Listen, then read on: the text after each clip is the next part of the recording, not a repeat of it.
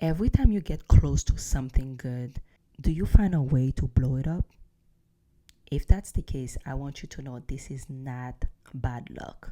This is literally a belief system.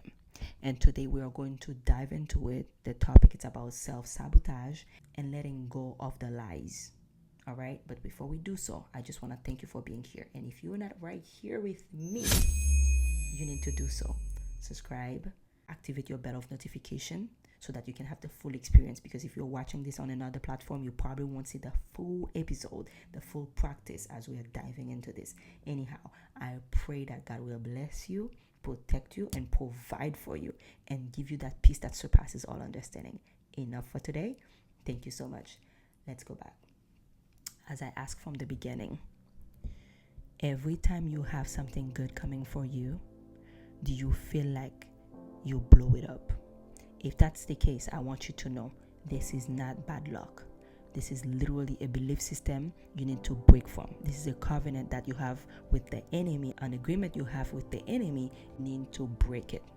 And one way to do so is by changing the way you speak over your life. We know life and death is in the power of the tongue, and I'm going to give you certain scriptures that can help you to better understand the power of words. Because each time you have something coming for you, each time, let's say you get into a relationship, each time you see something great, you already see something wrong toward the end of it. No, it should not be so, because God has not given you a spirit of fear, nor a spirit of anxiety. All right? In Proverbs 12 verse 13, it says, "The wicked are trapped by their own words, but the godly escape such trouble."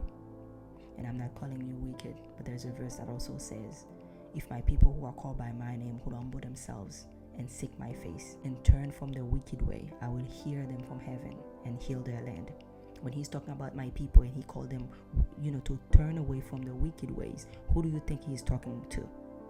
Therefore, we might have some wickedness in us that we need to escape. I like the verse that says death and life is in the power of the tongue a lot. However, we tend to skip the verse prior to that says, "A man's stomach shall be satisfied from the fruit of his mouth. From the produce of his lips he shall be filled." Imagine your stomach being filled, or you being satisfied from the fruit of your mouth. Your mouth, you don't plant any seeds in there. Have you ever, I don't know who has grown a coconut tree or apple tree in their mouth? Do you think he's talking about the literal fruit? No, he's talking about the word you speak over your life. He's talking about how you speak over your life. Because even Jesus said, it's not so much what you put in your body that will defile you, but what is coming out of your body. And out of the abundance of the heart, the mouth speaks. So be mindful what you speak over your life. Be very mindful. And Proverbs 14 verse 3, it says, "A fool's proud talk become a rod to beat him up." Imagine. Sometimes we are beating ourselves up with our own words. And that's something that needs to stop. And how do we do that?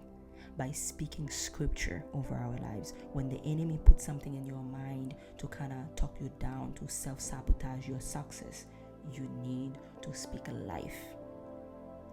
Stop it. You need to stop destroying what God is building in your life. God has a greater plan for you, to give you hope and a future. Why do you keep destroying it? Anyhow, maybe you have something coming for you, a work, a relationship, and you always expect something wrong to happen. Oh, something wrong will happen. I always fail. Why do you have to talk like that about yourself or about your situation? You need to stop it. As I mentioned earlier, these are not just negative thoughts. They are agreement with the enemy. Only the truth can set you free, but you have to accept the truth. Now, as I mentioned, the truth, then you will know the truth, and the truth will set you free. This is John 8 verse 32.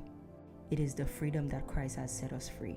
Stand firm then, and do not let yourselves be burdened again by the yoke of slavery. Galatians 5 verse 1. Because even your word can put you in bondage, so be mindful. how you speak about yourself and over yourself. Stop the self-sabotage. Now let's go into our daily practice. And I say all of this with love, of course. Take your journal. Let's go, shall we? I want you to identify your self-sabotage patterns. Where do you consistently pull back right before a breakthrough? And I also want you to trace the root of that belief pattern. And when did you first believe this about yourself? Was it a family speaking that over your life, a friend, or in a relationship? I want you to know where it comes from. And I want you to break the agreement with each of these lies verbally.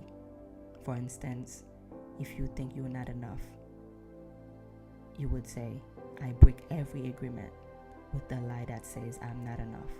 I receive the truth that says I am more than enough. Okay? And find the corresponding scripture. And then you can create accountability. Tell someone to kind of help you and correct you when you speak ill of yourself. Don't keep it for yourself as you do those exercises, all right? I want you to find someone and stay in prayer, of course, all right? Stay in prayer and find someone that can help you in this journey. Someone that can help you stay rooted in scripture and help you speak life over yourself as well. Now, let's go for our declaration. And you can participate or find some more by Googling it that has to do with your identity and what God has in store for you as well. Let's go. I break and cancel agreement with every lie that has caused me to sabotage my own success. I cancel agreement with the lie that says I will never receive good things. I receive the truth that says every good and perfect gifts are from above. The truth that sets me free. And I choose to walk in truth over comfort. I do not pull back right before my blessings.